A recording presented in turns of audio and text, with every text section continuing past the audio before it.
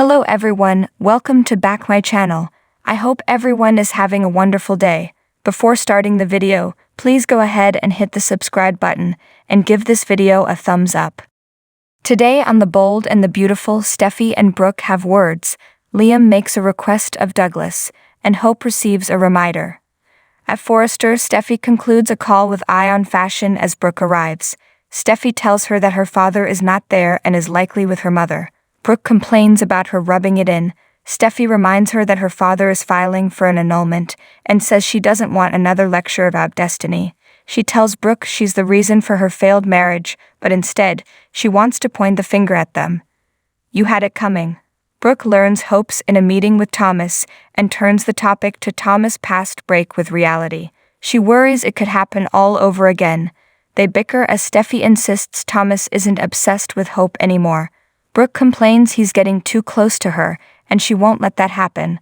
Steffi threatens to tell Ridge that Brooke is harassing his son. Brooke argues that Ridge knows the history. If Thomas is using Douglas to drive a wedge between Liam and Hope, she won't let that happen.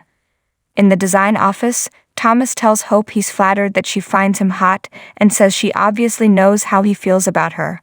Hope wants to move past this and asks to see the chiffon dress. Thomas tries to stop her as she heads behind the changing screen, but she gasps in startled surprise at what she sees back there. The Hope mannequin. Hope demands to know what the thing is doing there. Thomas sighs that someone brought it up from downstairs. He can't understand why it wasn't burned and tells her it reminds him of a painful dark past.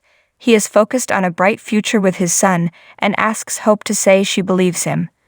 At the Forrester mansion, Eric laughs as Douglas puts Liam in checkmate on the chessboard. Donna grins as Douglas confesses she has been giving him pointers in secret. Eric is stunned to hear she not only plays the game but was in the high school chess club. Douglas says Donna is a lot of fun and he's having an awesome time there. Liam tells the kid that he, Hope, and Beth really miss him. Do you think maybe it's time for you to come home? Douglas doesn't look thrilled by the idea. He gets Eric to confirm it's okay for him to stay. Donna and Eric leave them to talk alone. Liam tells the boy that home isn't the same without him. Douglas says Hope and Beth visit him there and the Forrester mansion is where he wants to be. He wants to be with his parents, his mom and his real dad. Outside the design office, Brooke listens as Hope tells Thomas how far he's come and how amazing his designs are. For that, I'm grateful to you. He jokes, it's not because you think I'm hot. Brooke cringes and enters the office. She asks to speak to Hope alone and hisses, "What are you doing? What's going on with you and Thomas?" At the Forrester mansion, Liam assures Douglas he'd never tried to be his dad, but reminds him of all the fun they had together. "I kinda feel like we're buds." Douglas says, "We were." Liam really misses that and was hoping he did too.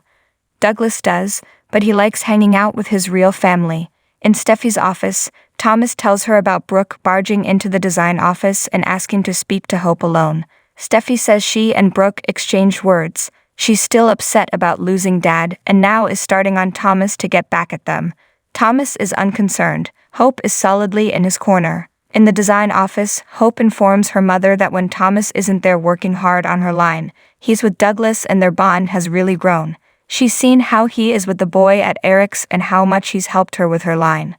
Brooke realizes she has total faith in Thomas and tells her daughter she's too trusting. Hope knows her mother is going to warn her to keep her guard up, but she needs to. Brooke asks if it's true she thinks Thomas is hot. Hope protests, "It's not what you think." She explains that she agreed with Paris so they could get back to work. Hope is very concerned. Thomas was obsessed with her. He even had a mannequin that looked like her. Hope glances at the screen. Brooke continues on that she's spending a lot of time with Thomas at Eric's place. Hope explains that's because of Douglas. Brooke isn't sure Thomas knows the difference. She informs Hope that Liam, Beth, and Douglas are her family, not Thomas and Douglas. Hope knows this. Brooke's unconvinced that Thomas has accepted her marriage to Liam. Hope has to get back to work with Thomas and tells her mother they must put a pin in this. She walks out. In the main office, Thomas doesn't want Brooke interfering in his relationship with Hope. Steffi asks, "Relationship?" and advises him not to let her catch him half naked again. Hope comes in and Steffi says they were just talking about her. She jibes, "Keep your pants on, stud," as she exits.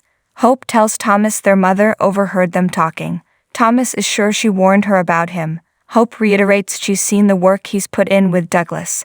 She's also grateful for the work he's put in on her line. Thomas explains it's not hard to exemplify beauty when he's thinking about her.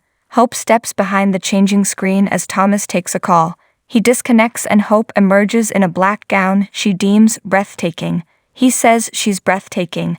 They walk over to the mirror, and he stands behind her. Suddenly, he flashes back to his fantasy of kissing her when he was obsessed.